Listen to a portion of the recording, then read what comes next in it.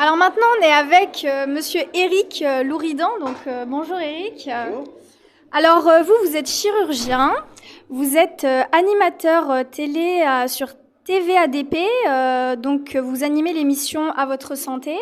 Vous faites aussi partie des soignants suspendus. Est-ce que vous pouvez nous dire pourquoi vous êtes ici aujourd'hui à la Journée des libertés? Eh bien, en fait, j'ai été invité par Maître Carlo Brusa, qui m'a gentiment proposé de venir et éventuellement même de me donner la parole si j'étais là.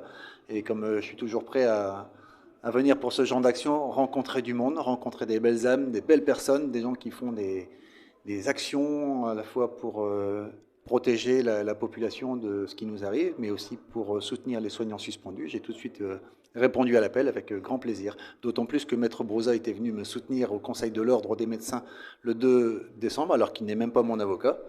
Donc j'ai trouvé ce geste très, très cavalier, très charmant, et donc je me suis également déplacé pour venir le soutenir pour cette première année et cette journée des libertés. Alors la raison pour laquelle vous avez été convoqué, dites-nous, à l'Ordre des médecins?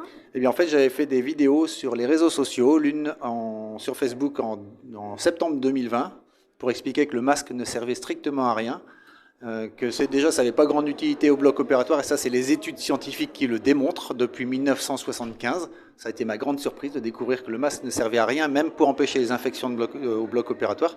Alors, si on voulait en plus les imposer dans la rue, par des non-professionnels de santé, si on voulait imposer dans les EHPAD aux personnes âgées et aux enfants dans les écoles, je me disais que là, il y avait un gros problème.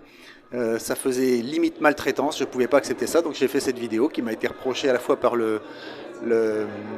l'administration de mon établissement où je travaillais et par le Conseil de l'Ordre des médecins. Une deuxième vidéo au mois de mars sur la dictature sanitaire qui s'installait n'a pas du tout plu non plus à ces messieurs, et donc j'ai été convoqué d'abord au conseil départemental, ensuite ils ont mis une plainte au conseil régional à Lille, et donc je suis passé en audience le 2 décembre dernier. Verdict, 3 mois de suspension ferme. Alors c'est un petit peu ironique de vouloir suspendre 3 mois quelqu'un qui l'est déjà depuis maintenant presque 500 jours. Suspension sur suspension, hein, évidemment. Oui, c'est ça. En fait, ils me mettent du ferme. Je pense que la sanction n'est pas très sévère. À mon avis, c'est aussi parce que les mentalités commencent à changer, les langues se dénouent.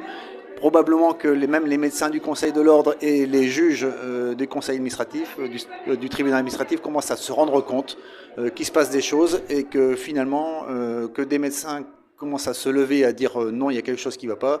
Ça, à mon avis, ça commence déjà à les titiller, se dire on n'a pas intérêt à aller trop loin. Donc pour vous, il faut continuer à se battre, il ne faut rien lâcher, quoi. Ah bah, il n'y a aucune raison de lâcher quoi que ce soit.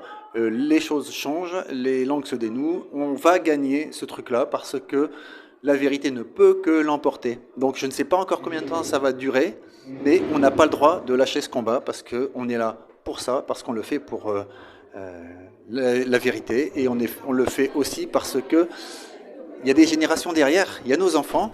Moi j'ai 6 enfants. Il y a nos petits-enfants. Moi j'en ai un.